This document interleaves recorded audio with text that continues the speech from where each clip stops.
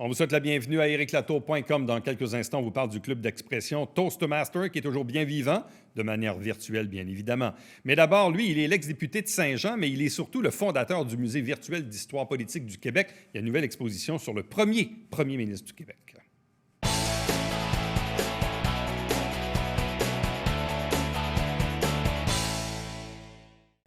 On vous en avait parlé il y a quelques mois, l'ex-député de Saint-Jean qui a lancé un musée virtuel d'histoire politique du Québec. Et il y avait, ma foi, une exposition avec d'innombrables recherches. Ça m'avait vraiment beaucoup marqué. Et puis là, il continue sur cette veine-là. Et là, il nous présente cette fois une nouvelle exposition qui est en lien avec le premier ministre du Québec, PJO Chauveau. Il est avec nous, Dave Turcotte. Bonjour et bienvenue. Bonjour. Le premier ministre du Québec. On est Exact. en quelle année? Il est devenu premier ministre en 1867 avec la Confédération. Ouais. Fait à noter, c'est qu'il a été désigné premier ministre du Québec par le lieutenant-gouverneur. À l'époque, il y avait quelqu'un d'autre qui était retenu, là, je pense que c'est Cochon. Et problème entre les Franco et les Anglo, la langue, la religion, ça ne marchait pas trop par rapport à l'instruction, entre autres, l'instruction publique là, qui contrôlait les écoles. Donc, ça n'a pas passé. Il n'a pas été capable de former un gouvernement. Donc, le lieutenant-gouverneur s'est retourné vers Chauveau, qui était quelqu'un de beaucoup plus posé, modéré. Ouais. Et là, il lui a demandé, est-ce que tu veux être premier ministre du Québec? Puis si oui, forme un conseil des ministres, puis tu auras la job. Et quelques mois après, là, il y a eu son élection pour se faire élire. Mais au départ, il est devenu premier ministre d'une façon désignée. Là. Bon, on dit PJO Chauveau, mais c'est Pierre-Joseph Olivier. Hein, exactement, c'est ça? Exactement. Pierre-Joseph Olivier Chauveau. Moi, pour mon musée, je me suis dit, il faut que je parle aussi des premiers ministres du Québec. Puis là, par lequel ou laquelle je débute. Je me suis dit, je vais faire ça simple. Je vais commencer par le premier. Le problème, c'est qu'à l'époque, 1867, mais avant ça, il a été député aussi, là, dans 1840 et 1844, sa première élection de mémoire. Mais à l'époque, là, il n'y avait pas d'affiche électorale, de macarons, encore pas de compte Facebook, puis tout ça, où on peut aller chercher des objets. Il n'y a pas tant d'artefacts, il n'y a pas tant de photos. Non, c'est ça. Hein. Puis à l'époque, les partis politiques, c'était pas tout à fait la même chose qu'aujourd'hui. Là. Même tu peux être une bannière, tu peux être conservateur, libéral, mais voter jamais pour ton parti en chambre, voter avec les autres. C'est vraiment la ligne. Ça a beaucoup changé. Effectivement. Ouais. Les gens qui disent qu'on voudrait revenir sans la ligne de parti, à l'époque, il n'y en avait pas de ligne de parti. Là. Les gens ils se présentaient pour une bannière, mais ils pouvaient ne jamais respecter ce que le parti avait promis. Là. Mais, donc, j'ai dû travailler fort pour trouver des pièces, parce que mon musée virtuel, c'est beaucoup des objets que j'illustre. Donc, j'ai fait beaucoup de recherches, mais on a la chance que M. Chauveau a beaucoup écrit. Il a fait beaucoup... il a écrit d'ailleurs un des premiers romans de mœurs, là, Charles Guérin, qui était quand même assez innovateur à l'époque. Il a écrit beaucoup aussi pour l'instruction publique. Il a été surintendant de l'instruction publique. Donc, c'est lui qui a lancé le journal de l'instruction publique pour donner des trucs, des conseils aux enseignants, même pour uniformiser le programme, parce qu'à l'époque, les enseignants enseignaient bien ce qu'ils voulaient là, dans chaque école. Là. Qu'est-ce qu'on connaît de ce bonhomme-là, ses origines, ses passions? Qu'est-ce qui fait qu'il est devenu premier ministre? Lui est né à Québec. Son père est décédé, il avait 4 ans. Il est déménagé à Charlebourg, qui est né. Il a déménagé donc à Québec. Je ne sais pas, pour les gens qui connaissent un peu Québec, où est-ce qu'il y avait le musée de cire, près du château Frontenac. C'était sa maison, mais la maison de son grand-père. Il a été élevé avec ses grands-parents, sa mère et ses tantes. Et c'était beaucoup, donc, un milieu de femmes, ce qui a fait en sorte qu'il est devenu un peu précieux, selon certains. Donc, très sensible et se remettre beaucoup en question. Il fait des études en droit. Et là, c'est avec l'acte d'union en 1840 où la Grande-Bretagne, l'Angleterre, voulait fusionner, au fond, le Haut et le Bas-Canada. Lui, il s'est opposé à ça. Il a fait une pétition partout dans Québec. Et là, les gens ont dit, c'est lui qu'on veut comme député.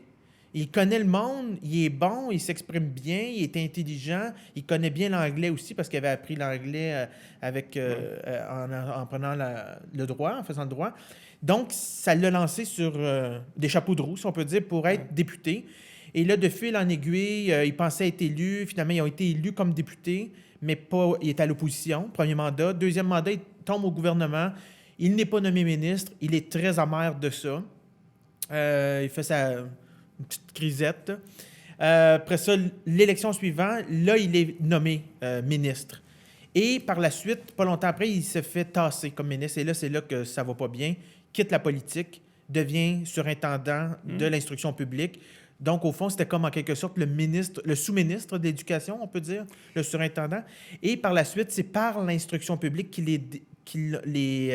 les gens ont vu en lui un bon premier ministre parce qu'ils ont dit, comme il est calme, il est posé, il est instruit, c'est un homme de lettres, quelqu'un de compromis, bien, il va pouvoir être un bon premier ministre pour partir la machine. Et d'ailleurs, c'est pour ça qu'il est aussi devenu le premier ministre de l'instruction publique, donc de l'éducation, ministère qui a été aboli peu de temps après. Mais dans le fond, c'est quelqu'un qui était du courant nationaliste de l'époque? Oui, il était quand même, lui, appuyait les patriotes. Il a ramassé beaucoup d'argent pour rapatrier les patriotes d'Australie. On avait beaucoup des patriotes ici dans Saint-Jean, l'Acadie, qui ont été expatriés en Australie. Donc, lui a ramassé de l'argent pour les rapatrier. Il était... pour la Confédération, les conservateurs étaient pour la Confédération. Les libéraux étaient contre la Confédération à l'époque. Mais lui, vu qu'il était à ce moment-là une fonction de fonction publique, si on peut dire, il n'avait pas pris trop position là, dans cette question-là, mais il était plus dans le courant nationaliste, effectivement. Donc, vous dites, bon, évidemment, à l'époque, il n'y avait peut-être pas beaucoup de photos là, avec lesquelles on peut, ou des objets, mais il a beaucoup écrit dans le sens où il écrivait même des chroniques pour des journaux. Oui, il a écrit pour plusieurs journaux. D'ailleurs, c'est comme ça qu'il s'est fait connaître. La première chronique, c'était sur, ça s'appelle Insurrection, un poème qu'il a écrit, qui a été publié pour dénoncer l'acte d'Union. Puis il a aussi écrit durant son travail, puis ses voyages. Il a voyagé aussi pour l'instruction publique. Pour affaires, il a été aux États-Unis à un moment donné. D'ailleurs, j'ai une petite anecdote. Il a passé par Saint-Jean. Il a passé par Saint-Jean en 1850, lors de un séjour de 7 jours aux États-Unis. Pour se rendre aux États-Unis, il a dû prendre le bateau de Québec à Montréal, parce qu'il habitait Québec. Après ça, de Montréal, se rendre au train de la Prairie à Saint-Jean. Donc, il a utilisé le train de la Prairie Saint-Jean.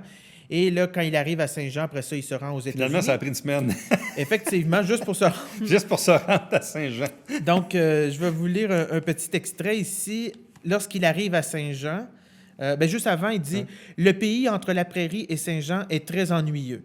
Ce sont des taillis, des champs, des ravins que l'on coupe. Pas une maison ni être vivant, excepté quelques maigres moutons qui ont pris la fuite, quelques chevaux et quelques vaches qui ont regardé d'un air inconscient passer l'effrayante machine, parlant du train, qui leur est sans doute familière. » Dans le fond, il est en train de parler de la 104. Exactement. Qu'on dit la même chose aujourd'hui. Saint-Jean et la Prairie. Qu'on dit aujourd'hui encore la même chose. Et là, quand il arrive à Saint-Jean, Saint-Jean est à l'avant-goût d'une ville américaine. Grande rue, assez droite, belle maison de briques, pont de Saint-Athanas dans la distance, grande et belle église que j'ai saluée en partant, le dernier clocher de mon pays que je verrai d'ici à quelques mois. Et là, par la suite, il se rend aux États-Unis. Dans le fond, ça, c'est avant le Pont-Gouin. Exactement. C'est même avant, là. Exactement. Fait que c'est vraiment quand même un petit clin d'œil que je n'ai pas mis dans mon exposition, mais que je me suis dit, je vais vous lire là, pour qu'on voit qu'il y a quand même un petit peu de Saint-Jean dans son œuvre. Ça fait combien de mois que le musée virtuel est en ligne? Depuis octobre 2020. J'ai pas les derniers chiffres là, de ces jours-ci, mais la semaine passée, quand j'ai regardé, j'avais dépassé le 1500 visiteurs uniques, donc différents. Pour les 3 expositions, au fond, il y a l'exposition, la première qui était l'élection de 70. La deuxième exposition est une mini-exposition, je pourrais dire. C'est sur la fonction de premier ministre, qui éventuellement va me permettre de présenter chacun des premiers ministres. Et la 3e exposition, qui est plus une vraie exposition sur M. Chauveau. Et là, je travaille sur la prochaine qui va avoir comme thème « Femmes et politique ». Donc, sur les femmes qui se sont présentées en politique, celles qui ont malheureusement été défaites, mais celles aussi qui ont été élues, qu'est-ce qu'ils ont fait comme ministre, comme député, comme première ministre aussi. Puis aussi, je vais parler aussi toute l'évolution là, par rapport au droit de vote des femmes. Puis c'est sûr qu'il va y avoir un peu de Saint-Jean dans celle-ci parce qu'il faut savoir que pour la première fois de l'histoire, si on en parle depuis la Confédération, là, parce que dans le temps justement, avant l'acte d'Union, les femmes avaient le droit de vote au Québec, là, mais certaines femmes. Mais à partir que les femmes ont eu le droit de vote en 1940, officiellement, la première élection que les femmes ont pu voter, c'est à Saint-Jean, en 1941, lors d'une élection partielle, lorsque Dr Alexis Boutillier est décédé tragiquement, là, son auto percuté le le chemin de fer, justement, la locomotive. Et c'est là que Jean-Paul Beaulieu, ministre par la suite de l'Union nationale, a été élu. Mais M. Beaulieu, je vais vous donner une petite information avant que l'exposition soit dévoilée. M. Beaulieu s'était présenté plusieurs fois avant, Jean-Paul Beaulieu, et il a toujours perdu. Mais contre Dr. Alexis Boutier, qui était très populaire. Et là, quand il a été élu, suite à cette élection partielle-là, par 9 votes de mémoire, les mauvaises langues ont dit que c'est parce que les femmes le trouvaient beau et c'est pour ça qu'il a été élu cette fois-là. Et M. Beaulieu, qui était le voisin de mes grands-parents à l'intersection Saint-Joseph et Champlain. Effectivement. La grosse maison là, qui est en bien, en briques jaunes, beige un peu. Là. Effectivement. Effectivement. Puis il y avait son bureau de circonscription, si on peut dire, aussi pas très loin de la place du marché. Là. Jusqu'ici, est-ce que le musée virtuel a eu une résonance auprès de l'Assemblée nationale, des députés actifs ou des députés retraités? Tout à fait. J'ai eu un message d'encouragement du premier ministre Jean Charest, du premier ministre Philippe Couillard qui m'ont écrit. Ah oui, oui. J'ai eu une communication aussi, bien entendu, avec la première ministre Pauline Marois. Plusieurs ex-députés m'ont écrit pour m'envoyer des artefacts de souvenirs. Des témoignages. Dans l'exposition des femmes, je souhaite être capable d'avoir une représentante, une ex-parlementaire de chacune des tendances. Donc, du Parti libéral, Parti québécois, Québec solidaire et ADQ, Coalition Avenir Québec, là, dans ce cas-là. J'ai lancé la perche à quelques-unes qui seraient vraiment là, des femmes très intéressantes à entendre. Il faut savoir aussi, malheureusement, Lise Payette l'avait dit, puis je le répète, je pense qu'il y a trop peu de femmes qui ont fait de la politique, qui ont écrit sur leur passage en politique. Ah, oui. Il y a pas beaucoup de biographies de femmes politiques, encore moins de biographies, d'autobiographie. Lise Payette disait que pour certaines femmes, ils se mettaient en question en disant « Est-ce que ma vie est si intéressante que ça? » Et elle répondait « Pour avoir lu plusieurs biographies, je vois qu'il y a beaucoup d'hommes qui ont des vies très ennuyantes, mais qui n'ont pas peur de nous la raconter. » Donc, allez les femmes, écrivez. D'ailleurs, j'ai parlé avec certaines femmes puis que je connais qui auraient des choses à dire, puis je leur ai dit « Écoutez, là, faut écrire, tout ça, parce que c'est aussi une façon pour donner le goût aux femmes d'aller en politique. » Donc, je souhaite que cette exposition-là soit aussi...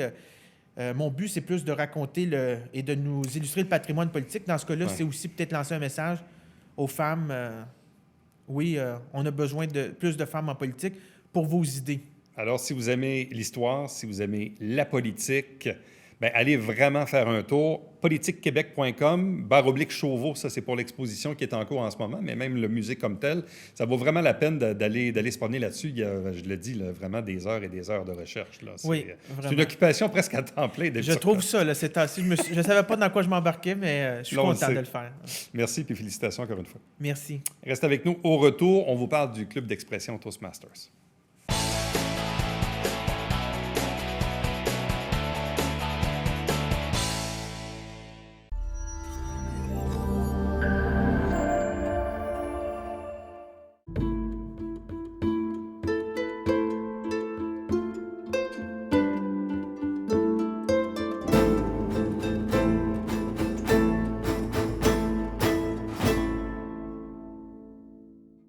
Salut, ici Alexandre Baudouin. Et François Trépanier. François, une émission qui va venir nous chercher droit au cœur. Absolument, en deuxième partie avec Dino Massanotti et en première partie, l'informateur Joannis à Macédoine sportive. On l'aime aussi, lui. Ah oui, William Julien. Manquez pas ça.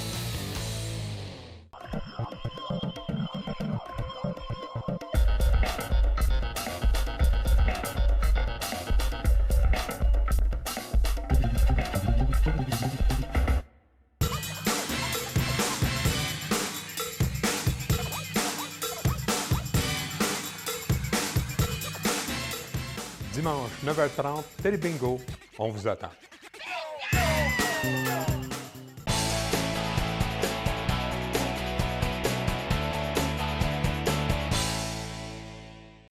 Parlons du club d'expression Toastmaster, ici même dans la région de Saint-Jean-sur-Richelieu. Normalement, c'est un club qui tient des activités où les gens se voient, les gens se rencontrent. Maintenant, qu'est-ce qu'on a fait dans la dernière année? Probablement un peu comme tout le monde, beaucoup de virtuel. Puis on va poursuivre un peu dans cette tradition-là parce que nos trois invités, il y en a un en studio, je vous le présente, c'est le président Aimé Premier. Bonjour. Bonjour. Et comme notre protocole l'exige, un seul invité à la fois en studio. Nos deux autres invités sont à distance. Émilie Saint-Hilaire, qui est vice-présidente formation. Bonjour. Bonjour. De même que Fernand Paradis, qui est vice-président recrutement. Bonjour et bienvenue. Bonjour. Bon. Comment ça va, le Club Toastmaster, en pandémie? Comment a-t-on réussi à maintenir les activités? Oui, en fait, on est passé en ligne très rapidement. En fait, en général, on a tendance à sous-estimer la capacité de l'être humain à s'adapter aux choses. Donc, dès la première semaine, on a su qu'il fallait arrêter les activités physiques. Tout de suite, on a créé un lien, on est passé sur Zoom et on n'a pas arrêté nos activités. Donc, les gens sont toujours capables de venir pratiquer leur capacité à parler en public et aussi développer leur leadership. Parce que tous les sous-comités fonctionnent encore. Le conseil d'administration fonctionne encore, mais tout se fait en Zoom. Bon, Émilie Saint-Hilaire, qu'est-ce que ça change de vous rencontrer virtuellement? Est-ce que ça a changé quelque chose pour le mieux ou peut-être moins bon aussi? Je ne sais pas, quelles sont vos impressions là-dessus? C'est sûr qu'il y a des choses qui ont changé pour le mieux, d'autres peut-être un peu moins pour le mieux, mais il y a eu beaucoup de positifs parce qu'on ne se le cache pas. Maintenant, la technologie, ça fait partie de plusieurs de nos façons de communiquer, tant personnelles, tant professionnelles, et ça fait partie de la nouvelle réalité d'être capable de mener des rencontres comme ici aujourd'hui en virtuel, en Zoom. Donc oui, ça a permis à plusieurs personnes d'acquérir ces compétences-là ou de les peaufiner du moins. Puis ça nous a permis, bien, c'est une autre façon de pratiquer notre leadership puis notre talent oratoire également, de le faire en ligne parce que ça, bien, ça n'a pas changé. On est toujours passionnés. C'est sûr que, bon, on s'ennuie un peu de la présence de nos collègues à côté de nous. Ça fait partie de la réalité en ce moment. Espérons qu'on revienne en salle très vite. Émilie, est-ce que c'est moins gênant de s'adresser à une caméra quand on est seul dans une pièce, même si on sait que les gens nous regardent, que d'être dans une pièce, se lever debout et parler à 30 personnes devant soi? Ça dépend vraiment de chaque personne, en fait. Il y en a qui sont vraiment gênés. Il y en a pour qui l'écran va servir, en fait, un peu d'arme protectrice pour se protéger un peu de cette insécurité-là. Ça dépend vraiment des gens. Je vous dirais que pour moi, il n'y a pas de différence. Bon. Fernand Paradis, vous êtes là depuis quand même assez longtemps. Qu'est-ce que ça a changé pour vous, ces rencontres virtuelles chez Toastmaster? Ben, ça a permis, vraiment, ça a évité des déplacements à la salle. Donc, on se rencontre, ça va quand même, on se rencontre de 7h à 9h, de 19h à 21h. Donc, c'est quand même bien. Au niveau du recrutement, par contre, c'est sûr que ça l'a modifié. Il y a des gens qui n'ont pas voulu s'impliquer au niveau du virtuel. Donc, les réunions, on est à peu près 10, 15. Ce que ça a changé positivement, d'une certaine manière, ça a permis à des gens qui sont à l'extérieur de la région de participer à nos rencontres. On a une nouvelle membre qui vient de Québec même et qui participe à nos rencontres. Alors, c'est vraiment très intéressant à ce niveau-là. Fait que, il y a des modifications qui sont très positives. Ça évite les déplacements, donc c'est quand même plus rapide à ce niveau-là. Donc, Aimé, ce que ça veut dire, dans le fond, c'est qu'au printemps dernier, rapidement, vous avez, dans le fond, vous avez rebondi, dans le fond, pour le maintien des activités. Donc, il n'y a pas eu de grande pause. Non, il n'y a vraiment pas eu de pause. C'était vraiment la semaine d'après. On avait déjà pensé à ça. Moi, en tant que consultant en innovation, c'est sûr que j'ai utilisé déjà des outils comme Zoom. Donc, c'est vraiment pas nouveau. Il a juste fallu que j'en parle au club pour voir qu'est-ce qui se passait. Et très rapidement, même le Toastmaster international a envoyé un message à tous les clubs du monde pour leur dire justement, on surveille la situation. Si dans votre pays ou dans votre région, on interdit les rassemblements, alors on vous suggère de passer en ligne. Donc, il nous avait déjà suggéré ça aussi. OK. Donc, c'est quoi? C'est toujours une rencontre par semaine? Toujours une rencontre par semaine de 19h à 21h. On fait une petite pause entre 19h55 à 20h à peu près. Mais les choses sont toujours pareilles. On fait toujours les discours, on fait des improvisations, on donne des recommandations aux personnes qui ont performé. Et on travaille toujours les deux grosses parties, qui est parler en public et le leadership. Ça ne change pas. Mais même pour les gens qui sont dans le monde du travail, qui eux aussi sont confrontés là, à du virtuel. Voilà. Puis c'est différent parce que tu t'en vas dans une réunion d'équipe, mais des fois, il y a toujours la réunion avant la réunion où tu parles à une personne. Voilà. Tu fais une présentation, mais après ça, les gens ne te regardent pas. Là, avec le virtuel, on a l'impression que les gens nous regardent tout le temps. Oui, là, si on parle à tout le monde en même temps. Tout à fait. On avait vraiment beaucoup négligé ça, je pense, à l'époque, parce qu'on ne pensait pas qu'un jour, le monde serait en confinement et qu'on aurait besoin d'apprendre à parler en public, mais derrière un écran. Oui. Pour beaucoup de personnes, c'est sûr que c'était contact avec le public, fait qu'on ne sentait pas ce besoin-là. Sauf que là, quand on est rentré en pandémie, on s'est rendu compte que ce côté-là, on a besoin de pratiquer aussi.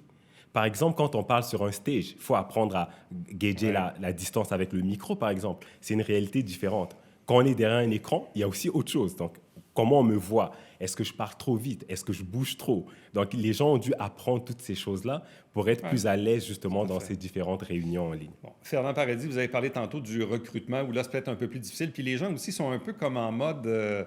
on gère l'urgence, on est en pause, mais il faut continuer. Bref, mais les gens peuvent continuer, là, et peut-être même que ça serait une bonne occasion On continue, de on fait quand même de la s'inscrire. promotion. On fait quand même de la promotion au sein du club puis au sein des différents médias d'information. Mais c'est sûr il y a des gens qui ont de la difficulté à manipuler, je peux dire, à s'adapter à la technologie. Donc, c'est peut-être plus difficile. Par contre, comme je disais tantôt, il y a des gens qui ont la volonté faut avoir la volonté puis le courage de poursuivre à ce niveau-là. On parle des activités, entre autres, c'est sûr que il faut s'adapter aussi au niveau des activités. On a quand même réussi à faire notre bulletin, le bulletin qu'on a publié au mois de janvier dernier. Alors, un bulletin où on était au moins 5 membres du club qui ont écrit et qui ont mis des photos. C'est très intéressant. Il faut aussi souligner qu'on était supposé cette année, d'une façon officielle, souligner notre 20e anniversaire du club Toastmaster. Or, à cause de la pandémie, on est obligé de remettre d'une façon l'événement, je peux dire, l'année prochaine, en 2022. Alors, c'est sûr que ça apporte certains inconvénients à ce niveau-là, parce qu'on a quand même un comité qui a été formé et qui permet d'améliorer la situation puis de s'aider mutuellement à se soutenir. Je constate aussi une chose, parce qu'en préparant l'entrevue aujourd'hui, je suis allé sur votre page Facebook, votre site web également, pour aller chercher de l'information. Et entre autres, parce qu'Émilie Saint-Hilaire, on l'avait reçue en entrevue ici sur le plateau il y a quoi, peut-être 2-3 ans à peu près. Et là, Émilie, j'ai vu un clip vidéo que vous avez fait sur la page Facebook et vous avez, disons, fait un pas de géant. Vous avez vraiment développé votre aisance devant la caméra. Bien, merci. En effet, c'est depuis la fin de l'année 2016 que je fais partie du Club Toastmaster à Saint-Jean-sur-Richelieu. Donc oui, j'ai à mon actif quelques dizaines de discours, quelques dizaines d'interventions comme ça qui m'ont permis de vraiment m'améliorer, je pense, comme tu mentionnes. Je pense que j'ai vraiment amélioré mes capacités oratoires, puis ça paraît. Mais si on prenait un discours de 2016 puis versus aujourd'hui en 2021, c'est quoi la différence pour Émilie Saint-Hilaire? Oh, wow! Il y a tellement de différences. Premièrement, mon aisance. Maintenant, parler en public, c'est quelque chose qui ne me terrifie plus. Ça me stresse encore un peu, par exemple, mais c'est plus du tout le même sentiment. Mais je m'exprime de façon beaucoup plus claire et sans hésitation, ou pratiquement. Évidemment, quand on commence à prendre la parole en public, souvent, on va faire beaucoup on va hésiter entre nos mots, on va faire même beaucoup de bruit de bouche, en fait. Donc ça, c'est toutes des choses qu'on apprend, des techniques là, pour s'améliorer au fil du temps. Là. Et ça, c'est vraiment une preuve intéressante parce que là, bon, là, vous trois, vous êtes quand même relativement assez à l'aise avec les micros, avec les caméras et tout ça. Mais bref, il y a des membres pour qui on fait des pas de géant là, sur quelques années, Aimé. Là. Tout à fait. Oui, on a quelques membres comme ça qui se sont vraiment démarqués très vite. La raison pourquoi ça arrive, c'est qu'on finit par mettre le doigt sur où est-ce qu'il est le problème ou le défi de la personne. Parce que chaque personne peut bien parler en public. Parce qu'on a tous quelque chose qu'on a déjà naturellement. Il y en a qui sont drôles naturellement. Il y en a qui ont du contenu, c'est-à-dire qui sont très inspirants. Il y en a qui sont capables d'aller toucher les gens d'une façon différente ou de raconter des histoires de façon intéressante. Ce qui manque souvent, c'est le véhicule. Donc, on va essayer de voir sur son véhicule où est-ce qu'il a besoin de travailler. Est-ce que c'est dans la façon de parler? Est-ce que c'est les mots qu'il utilise? Est-ce que c'est la vitesse? Est-ce que c'est la ponctuation qui n'est pas bien faite? Une fois qu'on met le doigt dessus, généralement, on est capable d'aider quelqu'un à s'améliorer très vite. Là.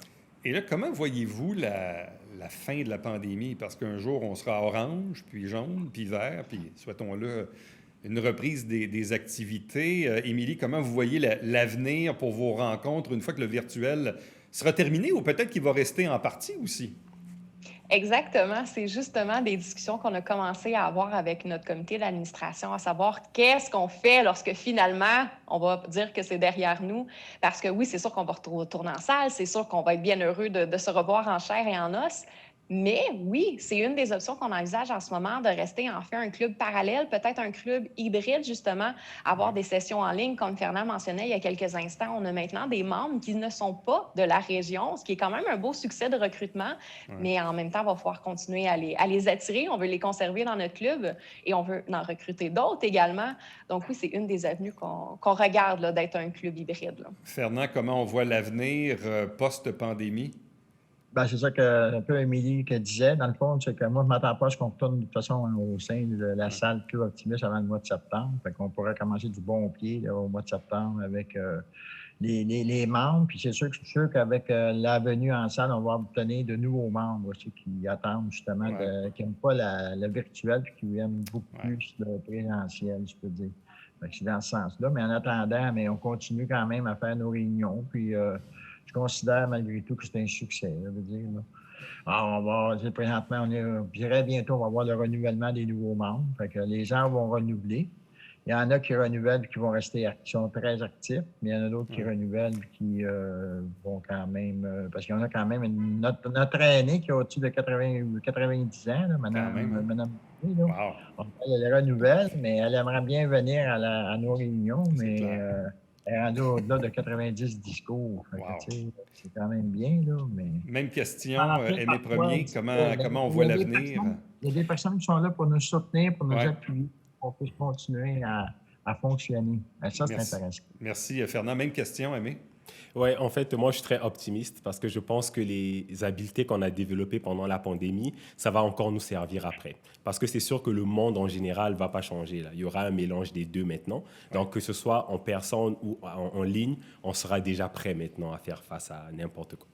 Bien, à vous trois, merci beaucoup. Puis, content de voir que le club est toujours aussi actif, qu'on s'est adapté à la situation et qu'on voit l'avenir, disons, avec optimisme. Puis je pense qu'il y aura toujours place pour les gens qui veulent améliorer leur capacité de s'exprimer. Il y a des outils, il y a un organisme comme le vôtre dans la région qui peut aider ces gens-là. Merci beaucoup. Merci beaucoup. Merci beaucoup. Également à vous deux à distance. Bye. Merci. Un plaisir. Restez avec nous, puisqu'au retour, c'est le mot de la fin.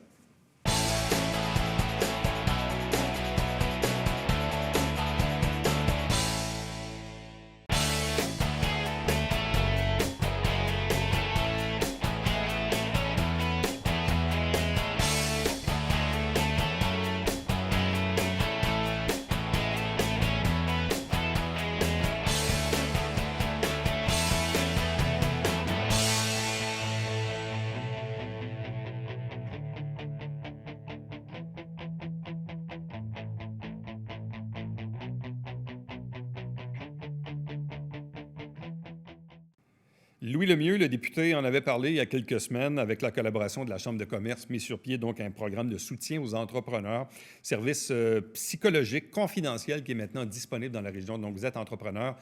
La pandémie, c'est pas facile. Bien, il y a de l'aide pour vous. On peut vous accompagner. À demain. Bye bye.